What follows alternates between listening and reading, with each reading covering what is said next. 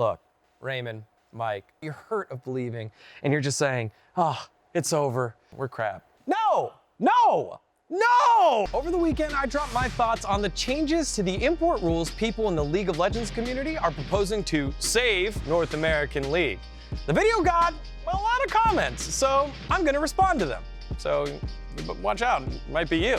First up, Mr. Kalish also wrote us an essay off the top, but he did bring up an interesting idea about academy teams that I wanted to highlight. He said, Academy should not ever have any vets on the team at all or have any imports. Academy is for growing our home talent and to pave the way for the future when we don't need those imports anymore.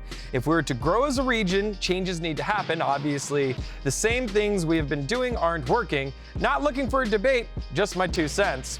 Too bad, Mr. Kalish. You found one because you posted it on the comments. What are you doing? What you guys should do after you like and subscribe this video, and then post on the comments. You might show up.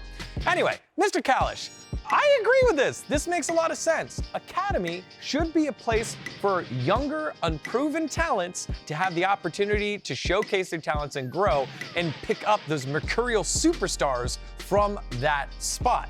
It might mean now, like, hey, we need a larger roster, a larger bench for players to play on for teams to have.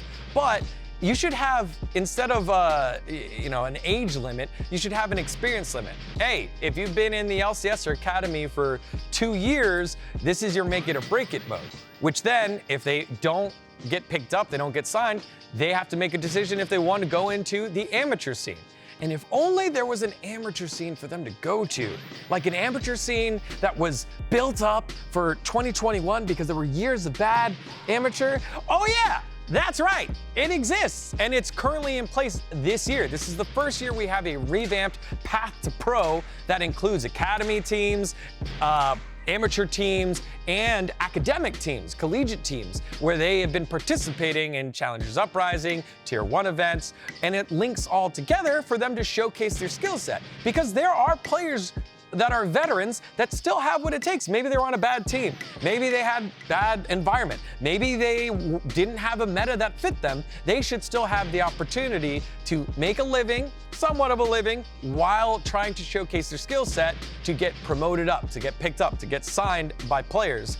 But veterans taking spots on an academy team, unless it's literally like a leadership position or like, hey, look, it's 1 old guy and 4 young guys and we're trying to promote them up, it just doesn't feel great. It feels like it's the antithesis of what academy is for. You're supposed to graduate and move on. All right, next up, it's this barcoded person's name. He asked for a bit of a history lesson saying, wasn't the rule made because of LMQ? Ha ha ha, well, people, history teacher dGon is here. LMQ was a team back in Season 4 that qualified through the amateur ranks in the spring split, and then in the summer split became one of the top 3 teams in North America. It was all legal. It actually had been attempted before by a team called Team Quantic, I think Quantic Gamer, Team Quantic. They tried to do that with a fully Korean roster. It didn't quite work out. LMQ was able to do it. They became one of the best teams in North America, led by Xiaowei Zhao and AD carry Vasily Ackerman, who had spent time at the World Championship in Season 3 with RNG, Royal Never Give Up, at that time. And so it had players that were really good. They found a loophole, came to North America, and won, and they earned their spot in Season 4. Now, that was all cool until people started to realize, oh wait, what if like Korean teams, at that time that had 2 teams, they had their A team and their B team, right? It was KT Arrows and KT Bullets over in the LCK, at that time known as OGN, the Korean League. What if they just come over and start taking North American qualifier spots, and then we don't have any North American teams or any North American players on there? That's why the import rule was put in place. 3 natives, 2 imports, so that you have a nice mixture of players in hopes that the player base will continue to get better as the level of play at the higher end got better. So the players that prove themselves were able to touch greatness and become great themselves.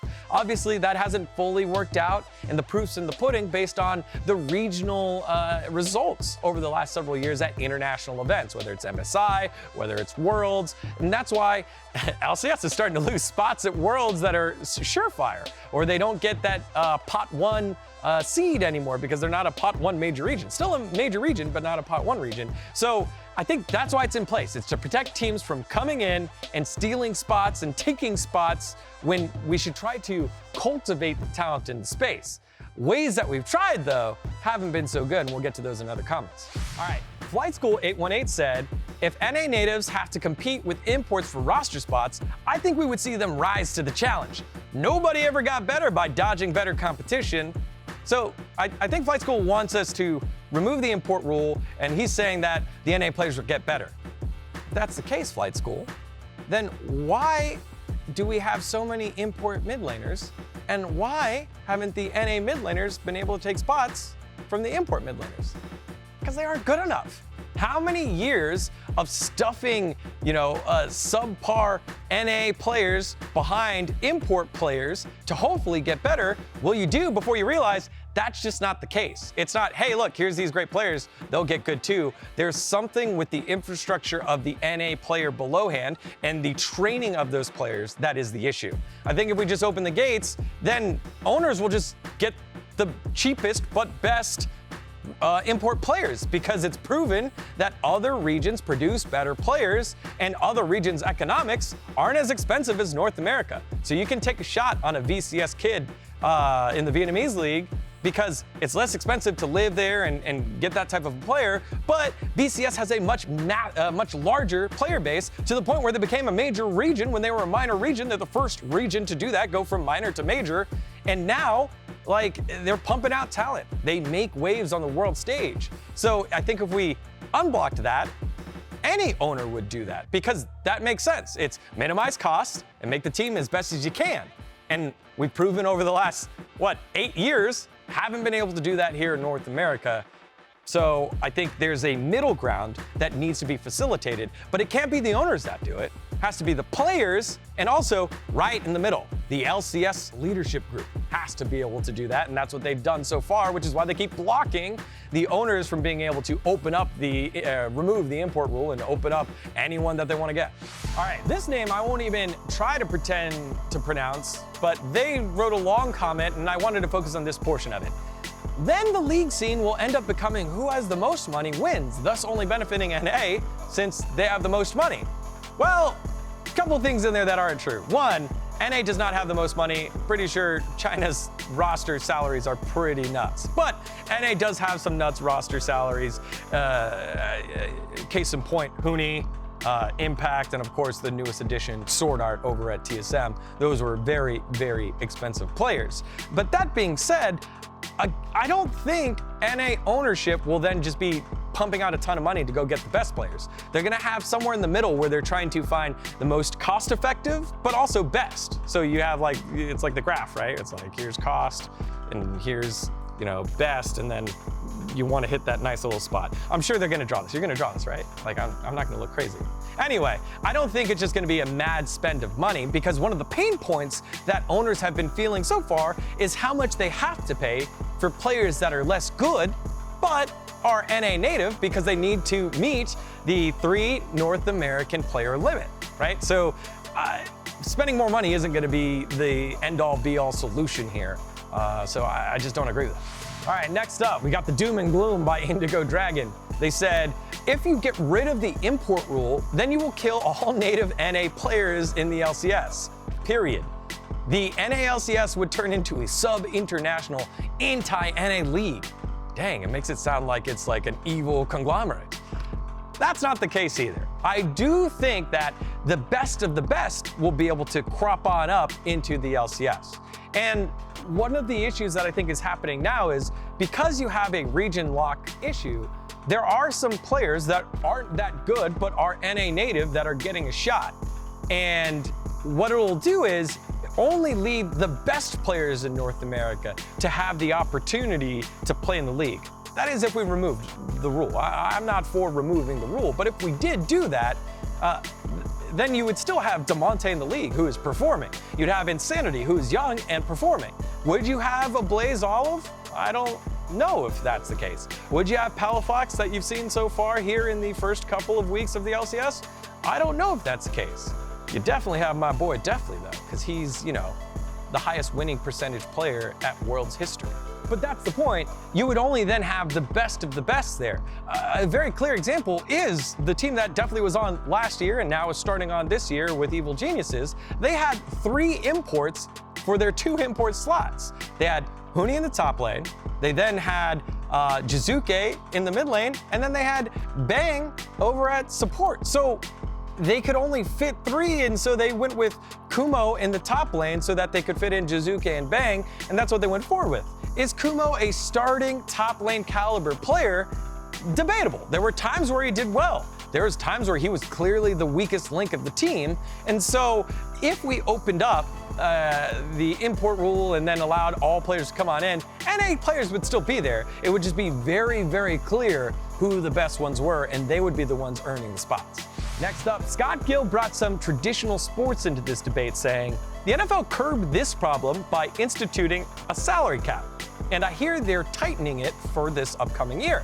The team owners just want to throw money at all their problems rather than put in the actual work. All right, I don't know what actual work to what problem they're trying to fix in your opinion, because I think those are 2 different things. Salary cap is to save owners money, right? So that salaries aren't going astronomical. That has nothing to do with who they're spending this money on, right? The import rule is to make sure it's NA talent. Yes, currently they are overpaying for NA talent that aren't as good as import talent, and that then is a money issue. But if we just open the import rule and put a salary cap, they're just gonna pay for imports that don't cost a lot. That doesn't fix the NA player base issue. NA players don't get better all of a sudden. So I think it fixes a different issue, not the one that we're talking about here. Apples or oranges, as they say. All right, I got one answer for 2 comments here, one from Raymond, Tong, and one from Mike Wallace. We'll read Raymond's first. It's as if TSM's performance at Worlds wasn't indicative of the gap between NA and everyone else. And then Mike Wallace writes, I'd rather just say NA isn't a major region and give us 2 world spots because this is very fucking lazy. And the NA orgs are just putting bandages over a wound and does nothing to benefit the league scene in NA. Look, Raymond, Mike, have you guys been fans of TSM too long and possibly just a little in your feelings that every time TSM just snaps up your feels, you're like, this is gonna be the year. Bjergsen's finally got it figured out. We've got a jungler that can show us the way. Double F's joined us, or whatever you've told yourself over this last several years. And now you're just tired of believing. You're tired, you're hurt of believing, and you're just saying, oh, it's over. We should just be a minor region. We're crap. No, not at all. That doesn't solve anything. I think what we're saying here is like, hey, we should just give up because the NA orgs are being lazy. No, they want to find success on the international scale. They want to be able to get there. And no one's saying that TSM's performance at Worlds last year is like an anomaly. Everyone's saying, hey, it's not great, and they're trying to offer a fix by importing more players, which can work. I just think will hurt the long-term growth of the game in North America, which needs to be defended. And as much as we thought it should be defended by the ownership, it looks like it's being defended by Riot and the professional player base, specifically the North American player base. So I don't know where it's like, oh, everyone's kind of like living in this like weird space and like, making excuses for NA. Like, no one's making excuses for NA. We're all trying to solve it. We're all trying to get to the root of the issue and how we can catch up to LEC, catch up to LPL, and then eventually see the way that LCK bounced back after LPL took it back, right? So it's all different, and it's so difficult because NA is such a major region with so many resources that has its own culture and subculture, right? So it's a big space with one big clump of like different cultures still within one region, right? Korea is one culture, one economy, that's it. LPL, one culture, one economy, that's it. When you look at LEC, it's multiple cultures, and I think that's where the back and forth between NA and EU goes together, and that makes a little bit more sense. But it's even harder for EU because they have to deal with all the different international economies. Like, hey, a player in France might be less expensive than a player that comes from Denmark because the Danish players have found success over and over again. So you have to figure that out, and it's all still within the same region. In NA, it's just, hey, everything's kind of bloated. Salaries are bloated, players aren't as good. That's just kind of the issue right now. So I think saying that we're not trying to figure it out doesn't make sense. It's just a complicated process there, and you have to take a look at the economics, you have to take a look at the player base, you have to take a look at the history of how all of this came about and give some solutions there. There's hope, but it might just take a little while. All right, and to close things out, Nasgasser dropped us this little bit of wisdom. LCS is the definition of pay to win. Pay to win? What? Why haven't we won anything? All right, I'm done arguing with you people. Time for me to go. Leave more comments below. Maybe we'll pick on it, maybe we'll not. Do you have the answer to solve NA, EU, the import gap? Let us know. I might know an LCS team that might want to hire you. Hi everyone, I'm Daniel dGon Gonzalez, esport expert of esports. If you want to try to catch up with me and my big brain knowledge and everything that I provide to every broadcast I'm ever on, click subscribe and watch yourself some of these videos right here. They're by people that are even smarter than me, I know. I didn't think so either, but they are.